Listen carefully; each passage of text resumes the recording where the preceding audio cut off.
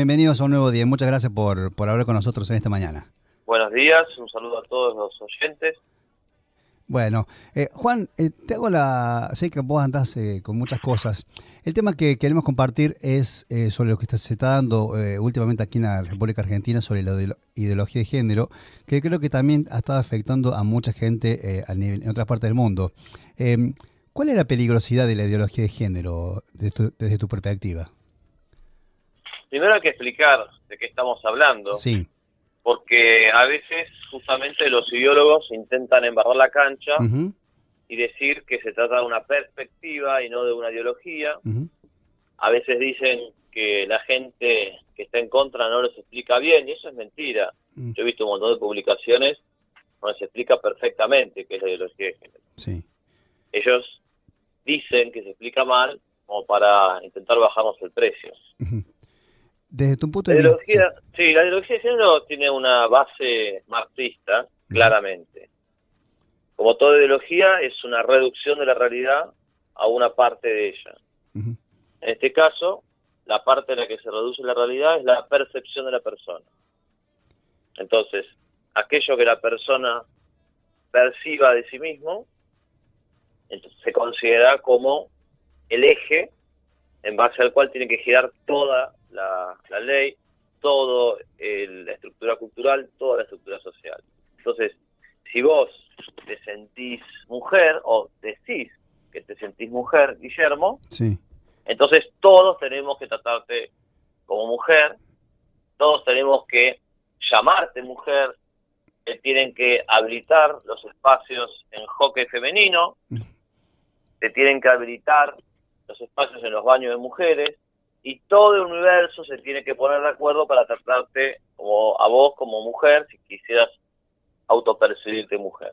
Entonces, esta locura, esta distorsión, este trastorno, se le intenta dar una fuerza de ley y ordenar el mundo al capricho de una persona, o quizá no al capricho, pero sí al trastorno, Sí. al desorden mental de una persona, bajo el pretexto del respeto por los derechos de la persona, el respeto de la identidad de género, que son como los argumentos con los cuales ellos intentan presentar estas ideas que no encajan, cuando las analizamos a la luz de la ciencia no encajan. A esto se llama ideología de Sí. género. Se intenta decir que una cosa es el sexo biológico, Ujú. cómo somos concebidos, Sí. y otra cosa sería la percepción de eso. Entonces, en base a esta diferenciación, se las enfrenta y se intenta presentar esto como normal, como deseable, como un avance, como un progreso, cuando en realidad es todo lo contrario. Esto es para volvernos dementes, porque Sí. adaptar la realidad a la visión de un trastornado es trastornarla. Ahora, ¿la ideología de género les va a permitir a esa gente cambiar su mentalidad o es avalar la idea que tienen? Porque hablamos de gente, te pongo el ejemplo de una persona que hace un tiempo veíamos en las noticias, que ya una persona grande que se consideraba un nene de 6 años en versión ¿Sí? mujer y tenía 50 años. ¿Es reversible eso o no? Es como dice, es Es, reversible. sí, ¿se puede revertir esa situación o es una avivada o es avalar la pedofilia, por ejemplo? Mirá, yo no soy la mente de la persona. Yo creo que acá hay dos tipos de gente. Hay gente a la que le pagan, evidentemente, para decir tonterías, Sí. a la que le pagan para fingir que tiene un trastorno cuando no lo tiene. Ujú.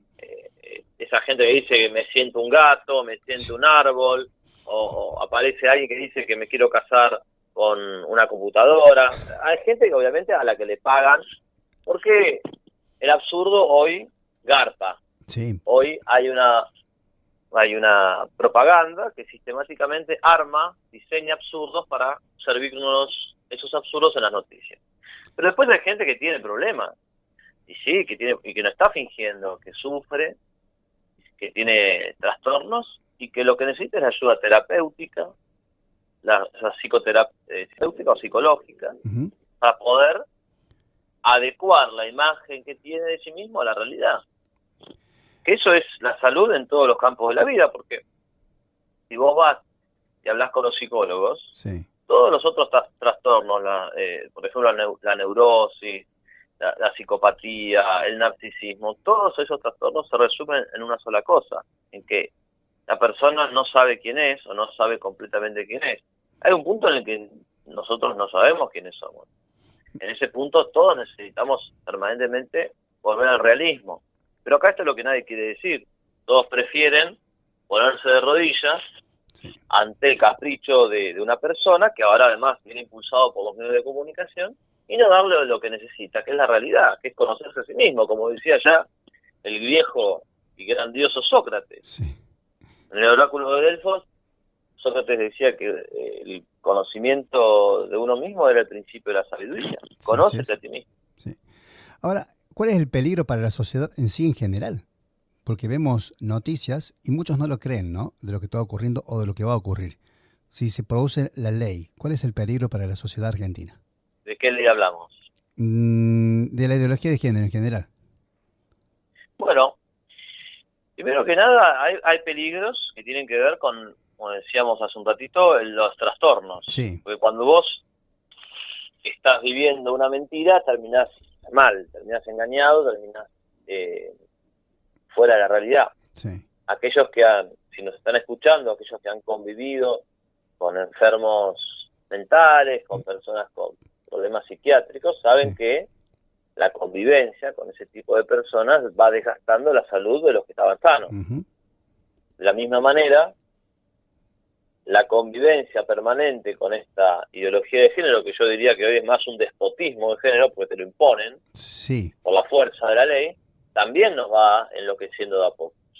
Y esto, te voy a decir que ya es ley, porque la ley de ideología de género fue, mejor dicho, la ley de identidad de género que tiene en sus entrañas la ideología de género, es del 2012.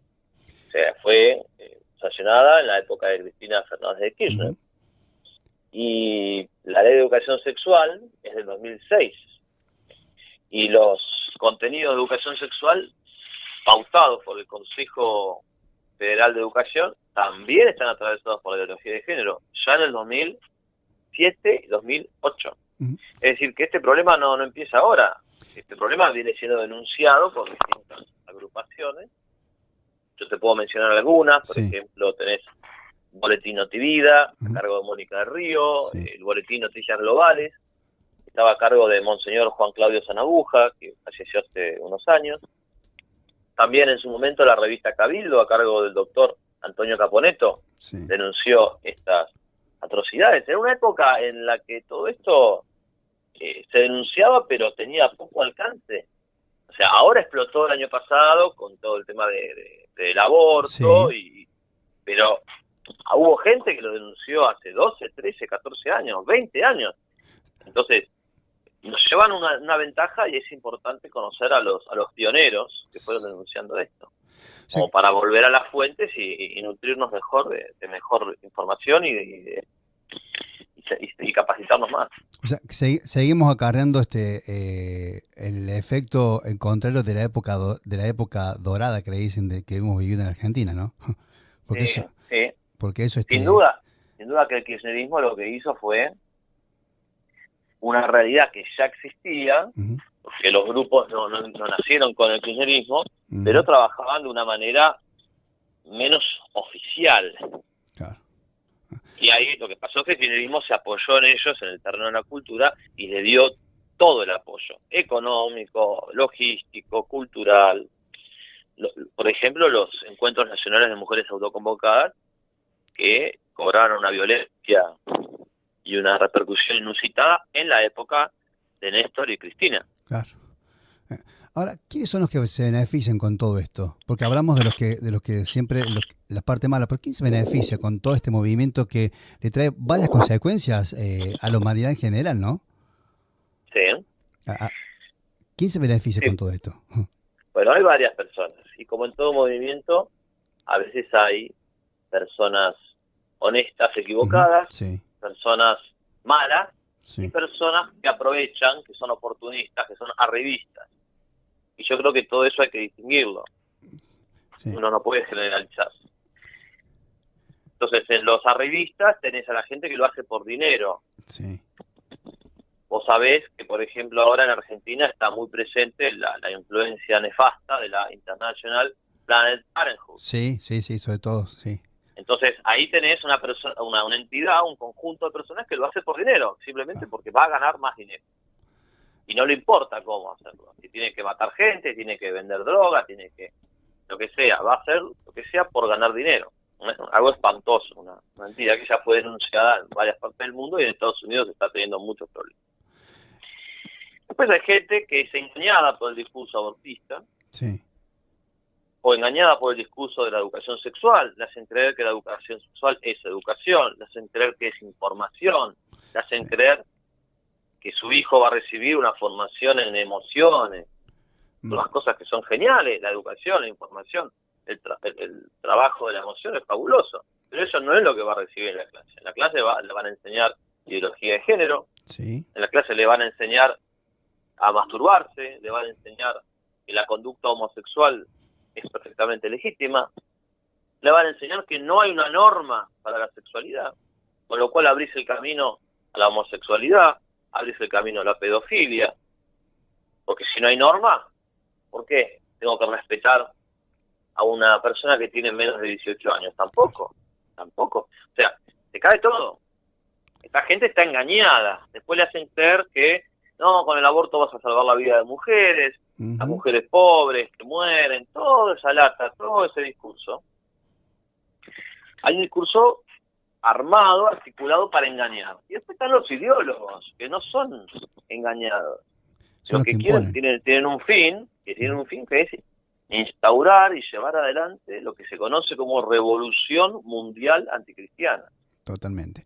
¿Por qué crees que los adolescentes hoy están en esta movida de aceptar estas leyes? ¿A qué se debe que han ido influenciando precisamente a esta generación que viene y que toma estas leyes como algo muy bueno? ¿Por qué son influenciados? Yo no lo creo. Yo no creo que los adolescentes en bloque querían todo. Estén ni siquiera mayoritariamente estén volcándose a los pañuelos verdes, ¿no? Sí. No, yo creo que los adolescentes responden a diferentes causas, sí. Responden a diferentes motivaciones. Hay una juventud celeste, hay muchísimos jóvenes que algunos he tenido el gusto de ser docente de ellos, chicos de 11, 12, 13, 15, hay chicos de 18 años absolutamente identificados con la causa de la vida, de la defensa de la vida, y hay, lamentablemente sí, especialmente en Buenos Aires, algunos adolescentes que están manipulados, especialmente en colegios como el Nacional Buenos Aires y el Carlos Pellegrini. Hay muchos jóvenes también que están manipulados por este discurso, pero en absoluto creo que sea algo masivo, algo homogéneo. Creo que todo está por verse. Creo que ellos han tenido la habilidad de armar unas pastillas de respuestas muy concretas, sí. Y las han vendido bien en ese sentido, han tenido la ayuda de los medios, pero realmente también te diría que con la poca energía y fuerza que teníamos nosotros, sí. Hemos hecho muchísimo. Vos pensás que del otro lado ellos tienen millones de dólares en el apoyo de organismos internacionales, de las Naciones Unidas, de la Organización Mundial de la Salud, de un montón de entidades que dispensan dólares, toneladas de plata, y nosotros no teníamos ese apoyo. Y sin embargo hemos hecho un trabajo enorme, lo voy a decir de una manera un poco informal, con 2 pesos con 50. Sí, sí. Realmente con 2 pesos con 50 se ha avanzado bastante. Y no hay, claro, o sea, por eso digo, no hay proporción entre el dinero que ellos reciben y del cual disponen, y el apoyo político que tienen, con el nuestro. Y sin embargo, vos fijate que la realidad les sigue diciendo que no, la gente se sigue casando, la gente sigue teniendo hijos, la gente sigue amando a la Argentina, la patria necesita de más gente, y todos sabemos que este país no puede salir adelante si no hay más población. Sí. El otro día discutía con un chico, unos 25 años, en la calle, el tema del aborto, y me decía, no, hay que legalizar el aborto porque hay una superpoblación.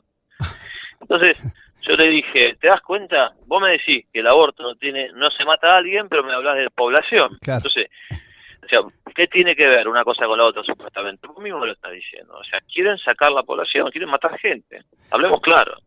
Argentina, vos me decías, ¿quién se beneficia? Si Argentina tiene menos gente, Argentina es más débil como país, es más débil económicamente, es más débil políticamente. ¿Y quién se beneficia? Bueno, los que nos quieren comer como si fuésemos empanadas. Claro. Ahora, evidentemente, los países o los poderes internacionales que no quieren que Argentina se levante están interesados en que se legalice el aborto. Ahora, vos me decís que llegan mucho tiempo avanzado, o ellos han avanzado un poco más rápido. ¿Qué hacemos los que estamos a favor de la vida y vemos que, por ejemplo, no hay mucha participación de los medios de comunicación que no aceptan? Hay muchos grandes medios que están a favor de estas leyes. ¿Y cómo hacemos para revertir la situación? Hay mucha gente que sí, que se levantó en las marchas, vimos que hay mucha gente, pero algunos dicen, ¿qué hacemos contra lo que vos decías recién? Dinero, apoyo político. ¿Cómo hacemos para revertir esa situación desde tu punto de vista? Bueno, tocaste mi tema preferido, ¿qué hacer? ¿Qué hacer? Mi tema preferido, porque a mí hay una cosa que me molesta mucho, que es que cuando se hacen diagnósticos tampoco se propongan soluciones, porque de lo contrario estamos arrojando a la persona a una especie de desesperanza. No, me parece muy bien que hagas esa pregunta. En primer lugar, yo diría que lo primero que hay que hacer es conocer a los pioneros. Yo mencioné hace un rato a 3 publicaciones: Notivida, Sillas Globales y Cabildo. Sí. O sea, aquellas personas que vienen luchando hace 13, 14, 15 años, tenemos que conocerlas. Sí. No podemos pensar, no ser tan arrogantes de creer que nosotros inventamos la causa provida. Y te digo 13, 14 años, o también digo 20, 30. Ajá. Entonces, me parece que lo primero es decir, bueno, che, ¿qué antecedentes hay? ¿Cómo se viene luchando? Bien. Lo segundo es formarse, porque nosotros somos testigos de que hay mucha gente con buena voluntad, pero también hay gente que se sale a hablar, sale a decir cosas, sale a escribir y realmente no tiene la formación. Entonces, esa gente tiene que primero, antes de transmitir, tiene que capacitarse y nutrirse ellos mismos. Porque si no, termina en una especie de protagonismo donde la persona lo que busca no es comunicar la verdad, sino un protagonismo. Estar en el centro. El protagonismo, claro. Eso no es bueno. Y si mete la pata es peor.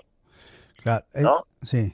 Sí, decime. No, justamente estaba por decir eso, que yo veo desde mi punto de vista de que hay mucha gente que quiere protagonismo en todo esto de que se ha levantado ahora, y creo que en vez de unir, se está desuniendo muchas ideas por tener un protagonismo, ya sea a nivel gubernamental o a nivel de referencia. Dice, soy referente de Provida, pero creo que es necesario conocer todo desde el inicio, no dividir, sino unirnos. Sí, unirnos en la verdad. Claro. Porque también unirnos en un mensaje... En algo que sea real, ¿no? Claro, sí. Unirnos en la verdad. Porque también hay gente, no lo digo por vos, porque no te he escuchado, pero sí. Hay gente que dice, no, hay que unirnos y se unen de cualquier manera y no les importa unirse en lo correcto, quieren sumar mucha gente y nada más. Entonces ahí terminamos siendo como los políticos, que quieren sumar votos y lo único que les interesa es que vos pongas un voto el domingo en el comicio y después, ¿qué pensás? No le importa que votes. Yo creo que no. Creo que es importantísimo la unidad de doctrina y de pensamiento. Es más, hay un libro muy famoso que se llama El arte de la guerra de Sun Tzu. Sí. Y en ese libro, la primera cosa que dice Sun Tzu, un estratega de la guerra y la política, dice, lo primero que hay que hacer es tener unidad de pensamiento. Y ahora, en todo esto, me quedé con el tema del protagonismo y que vos decís que es necesario buscar una solución, ¿cómo hacemos? Dijiste bien, primero, en saber de dónde viene todo esto, cuáles son los impulsores, y para seguir, ¿hay que seguir a los impulsores o hay que agregar nuevas ideas? Que no son contrarias. Cada persona tiene que hacer aquello por lo cual se sienta capacitada. No todos tienen las mismas habilidades. Habrá gente que tenga la habilidad de organizar y está muy bien que organice. Habrá gente que tenga la habilidad de estudiar y tiene que dar clases y explicar. Sí, Lo que hay que hacer es articular las potencias de uno con las potencias del otro. claro.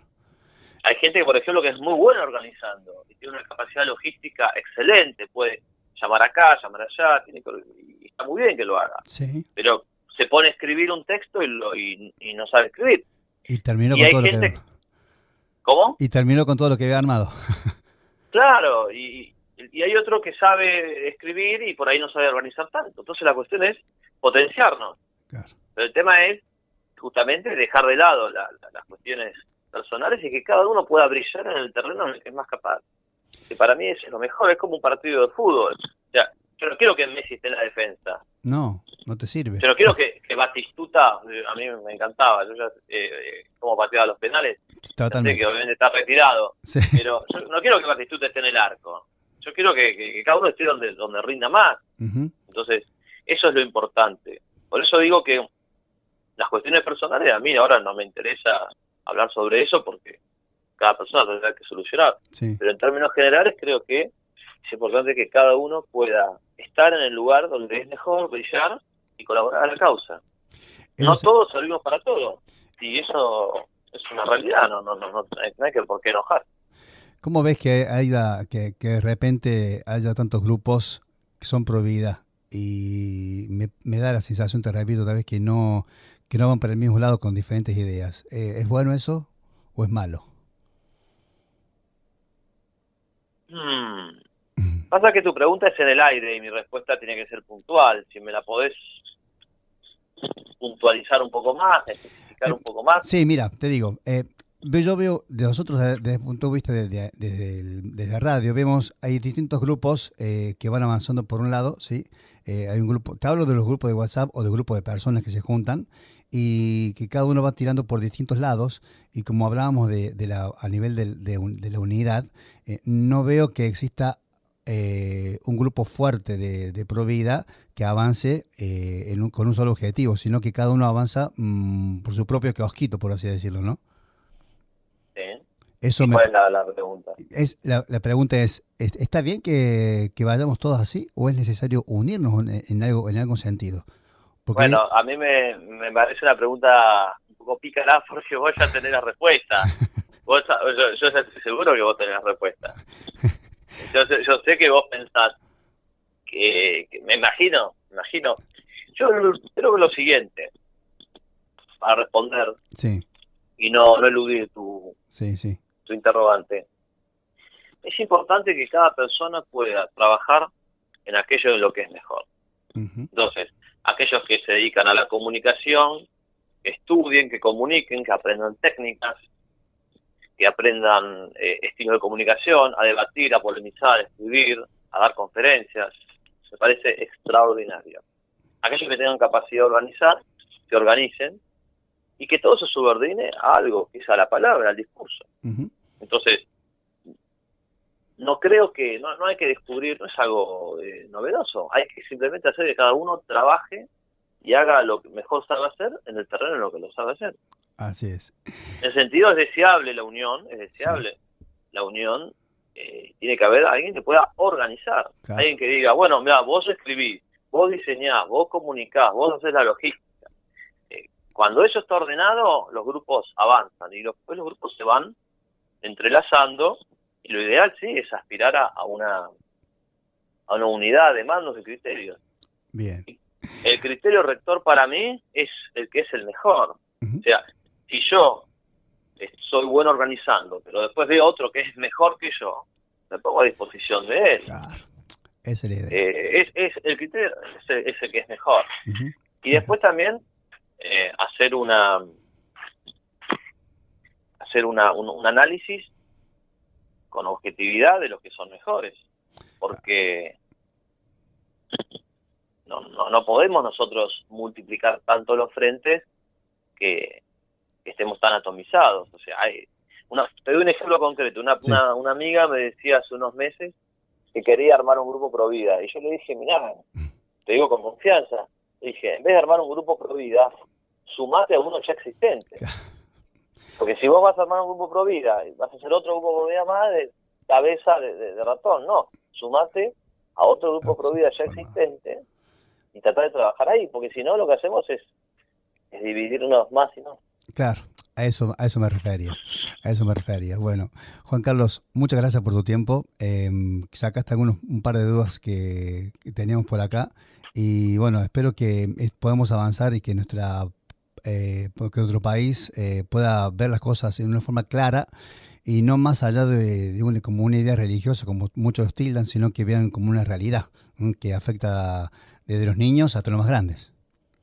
Sí, yo justamente creo que la idea religiosa es real. Uh-huh. Y por eso aprovecho para decirte y decirle a todos los que nos están escuchando, sí, que que este 23 de marzo sí, tenemos que marchar todos, uh-huh, que esto no es un parque de diversiones, no es una marcha así frívola y farandulesca, ¿no? Que es una marcha para combatir, es una marcha en la que tenemos que alinearnos y tenemos que tener un estilo de guerrero, porque sí, ha muerto gente, Guillermo. sí, Ha muerto gente, han asesinado niños en Rivadavia, de Buenos Aires, en Concordia, Entre Ríos, murió Esperanza, sí, murió Faustina, sí, hay niños pervertidos por la uh-huh, educación sexual, entonces no es una broma. No, es importante que vayamos, pero con un estilo... somos un pueblo pacífico, pero no pacifista. claro. Y eso es importante que lo tengamos en cuenta. Entonces, si el gobierno, los medios de comunicación nos buscan, nos van a encontrar. Así es. Juan Carlos, muchísimas gracias. Por favor. Y bueno, tenemos que salir toda la calle en forma pacífica, pero ser vivos en lo que decimos y totalmente... Pacíficos, pero firmes y justos. Así es. Muchas gracias, Juan Carlos, y gracias por Te la mando un entrevista. saludo cordial, ¿eh? Hasta muy pronto. Gracias. Chau, chau.